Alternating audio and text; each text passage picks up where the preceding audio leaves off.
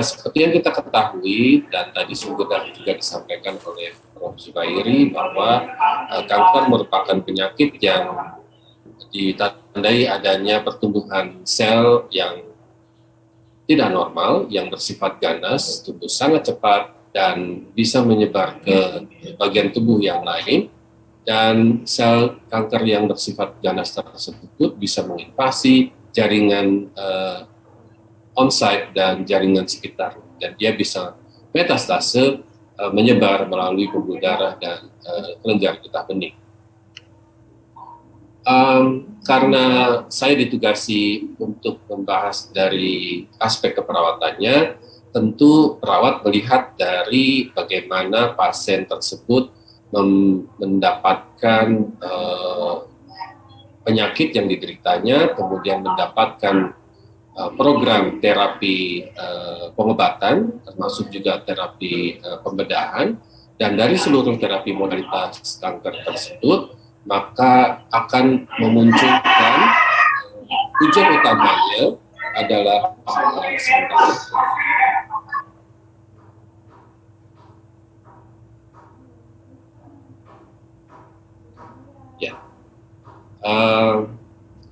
di kondisi seperti itu memang membuat kanker bisa dikendalikan, namun yang seperti kita ketahui dari terapi kemoterapi, radioterapi, kemudian pembedahan serta imunoterapi itu bisa berakibat terhadap kondisi yang memiliki efek samping pada pasien yang menderita penyakit kanker.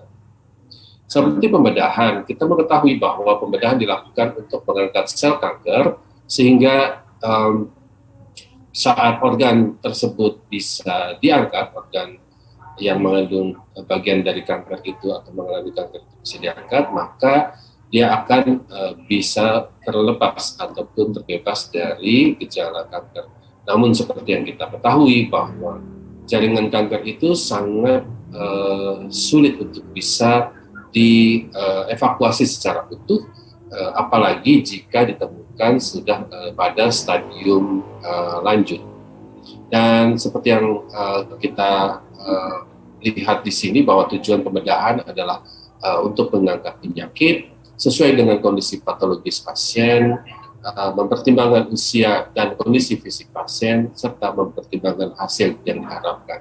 Sehingga apabila dari rencana pembedahan tersebut ternyata setelah ditimbang dari aspek usia, risiko yang akan didapatkan oleh pasien tersebut, maka sangat mungkin pembedahan bisa dilanjutkan ataupun bisa ditunda.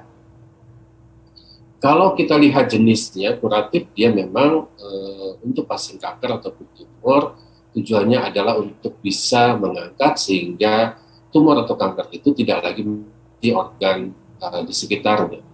Lalu untuk penyelamatan, dia memang tujuannya agar benjolan atau tumor atau kanker tidak berulang kembali. Ya, seperti benjolan di payudara, PAM, itu harus diangkat, itu tujuannya agar tidak terjadi berulang. Kemudian profilaksis, jika pasien memang berisiko mengalami kanker.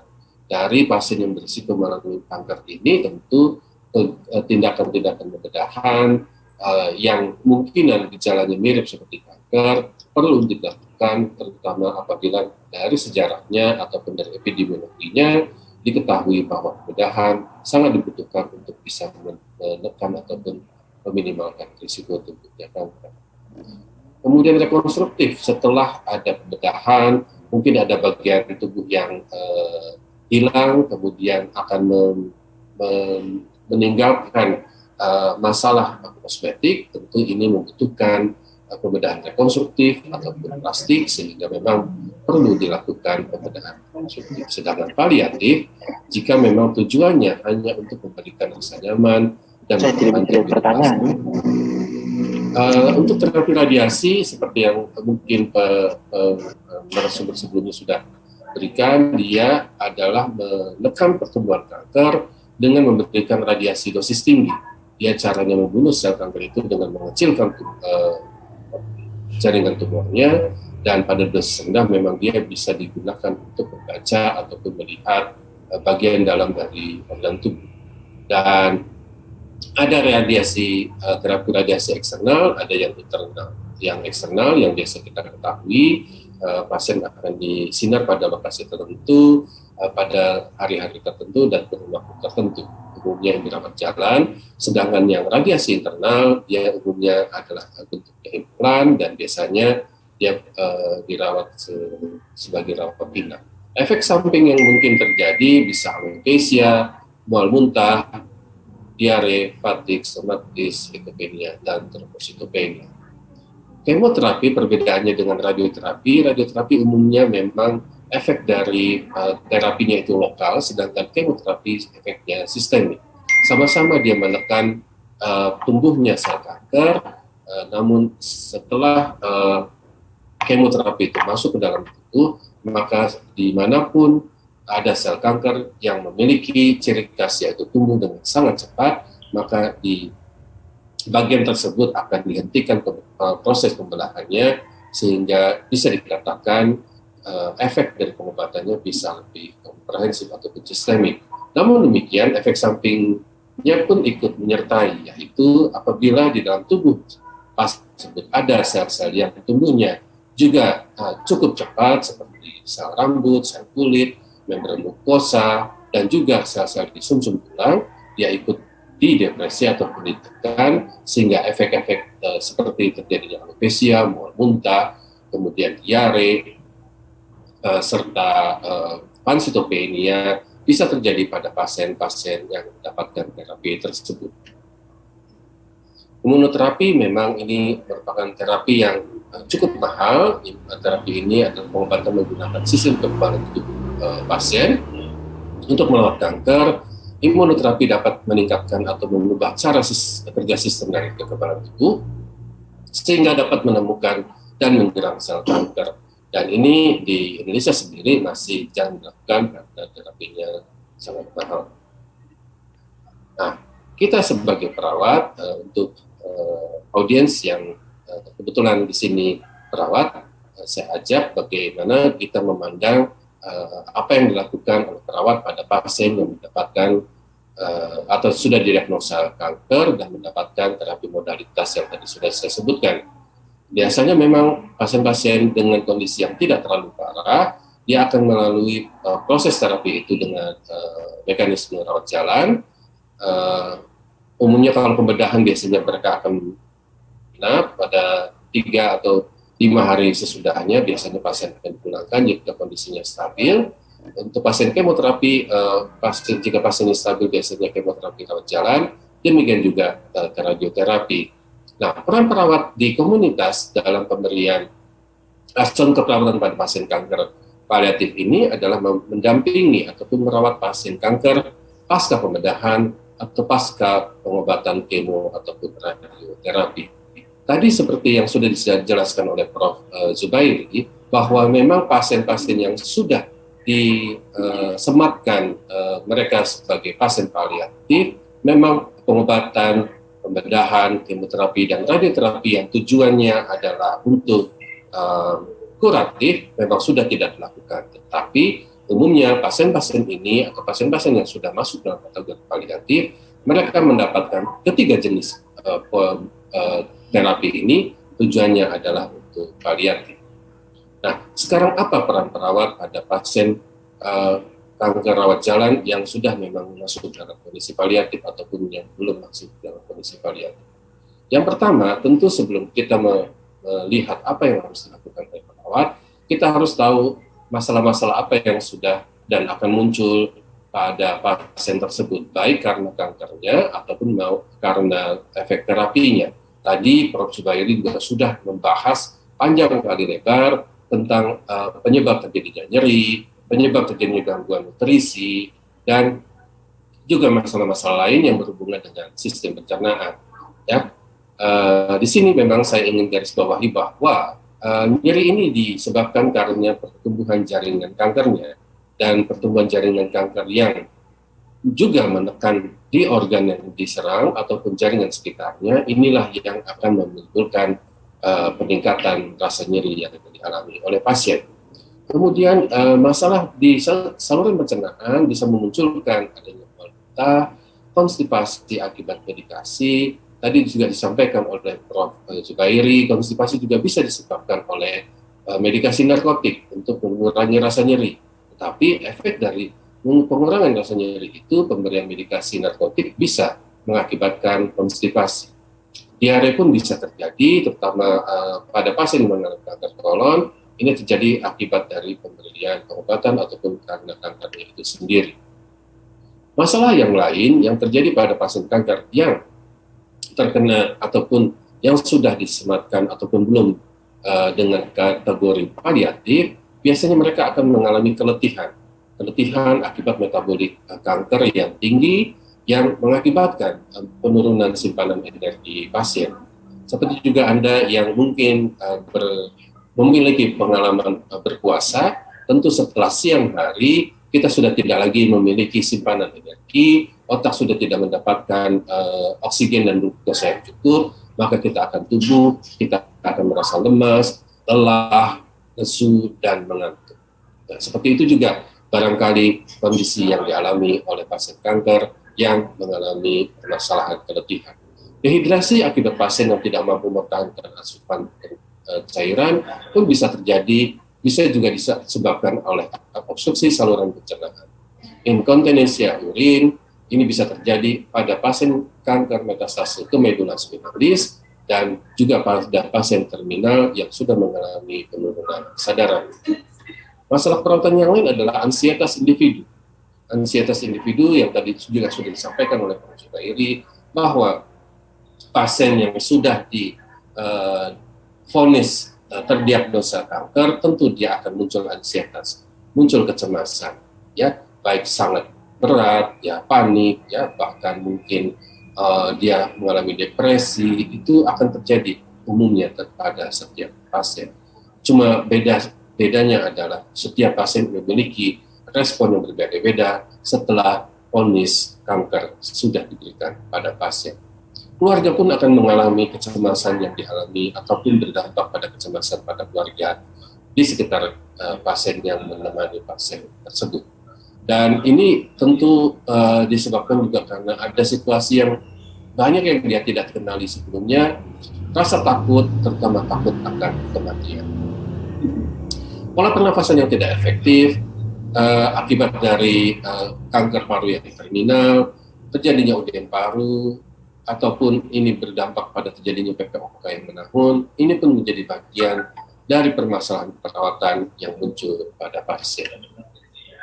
Nah, bagaimana sekarang peran perawat pada pasien yang menjalani proses rawat jalan, baik dia sudah masuk dalam kategori paliatif ataupun yang belum? Tentu, jika pasien masih mendapatkan radioterapi, dalam asuhan perawatan, perawat harus memahami kondisi pasien fisik maupun psikologis. Tadi sudah disebutkan oleh Prof. Zubairi bahwa pada pasien yang mengalami kanker dan menjalani terapi pengobatan kanker, tentu mereka akan mengalami masalah psikologis yang sangat hebat. Dan inilah kepedulian perawat yang dibutuhkan oleh pasien, bukan hanya sekedar say hello, selamat pagi itu, tetapi lebih kepada perhatian, ya, bertanya bahwa kita itu care. Misalnya kita sudah mengetahui di pasien sempat mengalami diare, tentu hanya dengan bertanya bagaimana ibu sekarang diarenya, apakah sekarang sudah membaik, itu sudah sangat cukup bagi pasien. Dan bahkan jika kita menyediakan waktu yang cukup bagi pasien untuk dia bisa memventilasikan perasaannya, itulah yang ditunggu-tunggu oleh pasien untuk bisa mengurangi beban pikirannya ataupun perasaannya selama mereka menjalani pengobatan ataupun perawatan. Selain itu juga perawat harus mengetahui tujuan dari terapi yang diberikan, dosisnya, jadwalnya, prinsipnya. Jadi kita sebagai perawat memang pengetahuannya bisa dikatakan hampir sama dengan dokter. Ya, bedanya adalah kita memang tidak tahu detail bagaimana kerja dari partikel-partikel zat kimia yang bekerja di dalam tubuh pasien. Ya, namun yang harus kita ketahui bagaimana setelah partikel zat kimia itu bekerja di dalam tubuh pasien, menimbulkan efek samping yang terjadi pada pasien, di saat itulah perawat harus care, di saat itulah perawat harus tahu apa yang harus dilakukan, apa yang harus dicatat, apa yang harus dikomunikasikan pada tenaga kesehatan lain seperti dokter PPJP ataupun dokter dari spesialisasi yang lain. Lalu manajemen perawatan yang harus dilakukan, yang pertama adalah memonitor respon pasien terhadap terapi, pengkajian ulang dan pengkajian tetap dari tanda-tanda yang dialami oleh pasien, tanda dan gejala yang dimiliki, serta komunikasi efektif dengan tim kesehatan yang lain. Saat pasien mendapatkan kemoterapi, kita harus mengetahui apa yang diberikan, jenis kemoterapinya, nama kemoterapinya, cara pemberian, waktu dan jam pemberian, dan semua itu harus dilakukan dengan langkah 7 benar. Mungkin sekarang sudah meningkat menjadi 10 benar, silakan nanti kita diskusikan sama-sama. Lalu yang penting adalah berikan edukasi pengobatan untuk efek samping kemoterapi seperti mual, sedasi, sehingga apabila pasien setelah menjalani proses kemoterapi rawat jalan di rumah pasien mengalami mual dan muntah, setelah kita berikan edukasi baik ke pasiennya maupun keluarganya, pasien maupun keluarga bisa menangani masalah pasien selama pasien berada di rumah. Selain itu, seperti yang kita sudah ketahui, kemoterapi setelah diberikan kepada tubuh pasien berakibat pada terjadinya penekanan sel-sel seperti di sumsum tulang belakang, di mana terjadi pembentukan sel-sel darah. Kita ketahui sendiri pembentukan sel-sel darah bagian dari tubuh yang pertumbuhan selnya sangat cepat, maka ini juga yang terdampak di dalam efek samping kemoterapi pada tubuh pasien.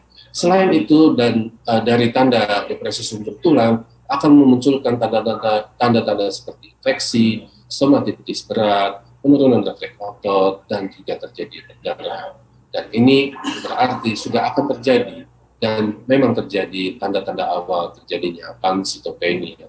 Dan pasti pasien-pasien ini akan mengalami peningkatan level kecemasan.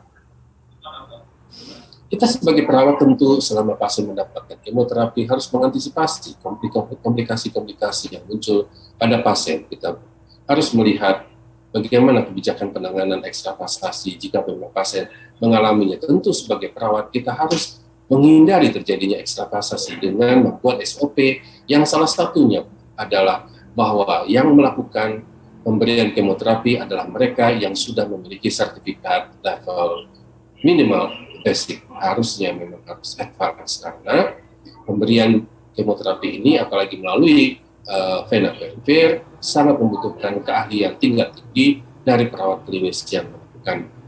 Dan kita harus memastikan perlengkapan peralatan penanganan ekstravasasi jika memang kemungkinan itu terjadi. Selain itu, dipastikan yang melakukan pemberian kemoterapi itu adalah perawat-perawat yang sudah mendapatkan sertifikat pelatihan kemoterapi ataupun kanker dasar dan advance. Dia juga harus mengetahui bagaimana cara penghitungan dosis yang akurat, waktu expired date yang aman, dan bagaimana bisa memilih pemberian kemoterapi, prosedur pemberian kemoterapi yang standar. Dan yang tak penting dan yang tak kalah pentingnya adalah harus mengkaji pemahaman pasien terhadap kemoterapi serta prosedur pemberian.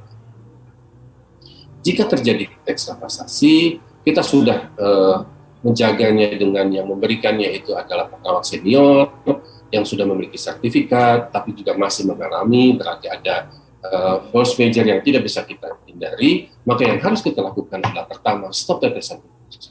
Yang kedua, biarkan kateter infus itu terpasang. Kita coba aspirasi obat kemoterapi melalui kateter infus yang hasil terpasang tersebut. Dan sesudahnya kita simpan peralatan, kita informasikan ke DPJP atau manajer on duty di saat kejadian terjadi. Tandai area ekstravasasi, dan jika ada berikan antidot yang sesuai. Masalah lain yang tidak kalah seriusnya adalah pada pasien-pasien yang walaupun dia sudah masuk ke dalam tahapan paliatif, terkadang efek mual dan muntah itu masih juga terjadi. Tentu kita bisa mengatasinya dengan membatasi makanan dan minuman 1-2 jam sebelum kemo jika memang pasien masih mendapatkan kemo dengan tujuan paliatif, Berikan porsi makan kecil tapi sering, hindari makanan yang berminyak ataupun berlemak dan terlalu manis, hindari bau-bau yang sangat menyengat seperti bau gorengan, bau yang nyegrap, yang memang bagi kita orang sehat itu adalah makanan yang sangat lezat, tetapi bagi mereka itu adalah makanan yang sangat mudah membuat mereka muntah. Dan berikan obat anti mual untuk mencegah dan meminimalkan mual yang terjadi pada pasien. Manajemen depresi sumsum tulang yang tadi juga sudah saya sampaikan sedikit, bahwa pada saat pasien mendapatkan kemoterapi, walaupun ini tujuan kemoterapinya kuratif ataupun paliatif, pasti nantinya sebagian itu mengalami anemia, trombositopenia, dan leukemia. Dan ketiga kondisi ini disebut sebagai pancytopenia, di mana manajemennya tentu saja kita berikan transfusi packet sel sesuai dengan program dokter, monitor hematokrit dan HB khususnya pada pasien yang saat itu rendah efek samping dari obat tersebut atau kegiatan tersebut, dan menjaga integritas kulit dengan menghindari darah yang lembab yang berlebih serta luka tegang. Pada pasien-pasien yang sudah mulai terjadi alopecia, kita jelaskan bahwa rambut rontok hanya terjadi sementara dan akan kembali normal setelah pengobatan selesai. Misalnya yang dilakukan kemoterapi ataupun radioterapi yang berdampak pada kulit kepala, yang akan selesai rontoknya jika terapi medis tersebut selesai. Gunakan sampo dengan pengepul, conditioner, jangan gunakan hair dryer, potong rambut jika pasien setuju untuk meminimalkan kerontokan, dan anjurkan pasien untuk menggunakan hijab ataupun wig yang sesuai. Pasien-pasien kanker yang sudah masuk dalam kategori paliatif ataupun yang belum juga akan mengalami fatigue. Bagaimana kita memanage kondisi kelelahan pasien? Tentu kita akan kaji seberapa pasien masih mengalami keluhan nyeri, stres, depresi, dan kurang istirahat serta asupan nutrisi. Ini yang juga akan memperburuk kondisi fatigue yang terjadi pada pasien. Jika pasien masih mengalami nyeri kronik, jika pasien masih mengalami stres, jika pasien mengalami depresi, jika pasien masih kurang tidur, jika pasien memang tidak makan, bagaimana dia bisa mengembalikan kondisi tubuhnya sehingga mereka tidak mengalami fatigue. Tentu saja keempat masalah tersebut harus diselesaikan terlebih dahulu, baru masalah fatigue-nya akan selesai. Setelah sumber dari masalah fatigue itu diselesaikan, biarkan pasien bisa istirahat, rencanakan aktivitas yang bertahap, monitor asupan nutrisi dan cairan setiap harinya, dan berikan asupan cairan minimal 3.000 ml per hari. Jika pasien masih mengalami anoreksia, buat diri dan lingkungan pasien selalu segar. Jika pasien memang sering berkeringat, sudah lama tidak ganti baju, sejak kemarin belum ganti baju, wajar jika tubuh pasien mengeluarkan bau yang tidak sedap. Dari bau yang tidak sedap itu tentu saja akan bertambah menurunnya nafsu makan pasien, dan itulah yang membuat pasien semakin tidak ingin makan. Dan kita harus menghindari pasien terlalu banyak minum saat makan, karena ini memunculkan rasa begah, dan rasa begah inilah yang membuat pasien tidak ingin makan banyak. Kita bantu pasien untuk bisa diet tinggi protein, dan kita monitor dan catat berat badan tiap minggunya. Kita laporkan ke DPJP jika memang terjadi penurunan berat badan yang sangat signifikan. Kita juga coba atasi diare jika pasien masih mengalami diare dengan memberikan makanan tinggi kalium, minum yang cukup, berikan makan porsi kecil tapi sering, punya perlahan, bersihkan toilet. 3 menit. Baik. Bersihkan toilet sesudah BAB dan berikan obat anti diare. Ada pasien-pasien yang depresi, kita kaji bagaimana mood dan perasaan pasien.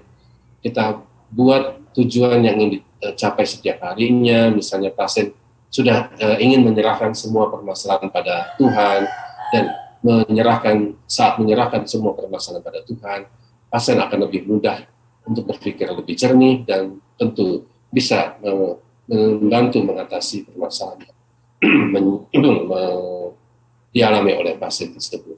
Nah, tugas perawat kanker paliatif di komunitas perawat harus mengkaji tekanan darah dan tanda vital yang lain, mencoba memberikan obat-obatan IV dan IM sesuai dengan program medis. Jika memang itu diberikan di rumah atau home care. Jika pasien mengalami luka, kita periksa lukanya dan kita ganti polutannya, kaji terjadinya kelemahan otot, luka tekan di kubitus, dan tanda-tanda infeksi. Jika itu terjadi, segera lakukan tindakan untuk bisa meminimalkan terjadinya infeksi. Selain itu juga kita harus mendengarkan kekhawatiran anggota keluarga, kekhawatiran pasien, dan coba dengarkan apa yang kita khawatirkan dan jawab semua pertanyaan mereka supaya mereka bisa lebih tenang menjalani kehidupan mereka yang penuh dengan permasalahan. Kita ajarkan caregiver dan keluarganya bagaimana merawat pasien, dan kita memantau pemulihan pasien serta mengkomunikasikan dengan tenaga kesehatan lainnya termasuk BPJS. Kesimpulannya, perawat sebagai tim tenaga kesehatan berperan penting terhadap suksesnya program pengobatan atau perawatan pasien selama pasien di rawat jalan ataupun selama di rumah. Perawat memiliki peran yang tidak hanya memenuhi kebutuhan fisik seperti nyeri, mual, muntah, kelelahan, namun juga kebutuhan psikologis, sosial, dan spiritual. Kita belum bahas tadi tentang kebutuhan spiritual, silakan jika ada yang ingin mendiskusikannya. Dan yang terakhir kesimpulannya adalah komunikasi antar tenaga kesehatan dan keluarga dalam proses perawatan pasien menjadi sangat penting, dan penggunaan teknologi informasi seperti WA Group dan teknologi informasi yang lain menjadi solusi yang mudah, murah, dan efektif. Demikian bisa saya sampaikan. Terima kasih. Selamat siang. Saya kembalikan ke Ibu.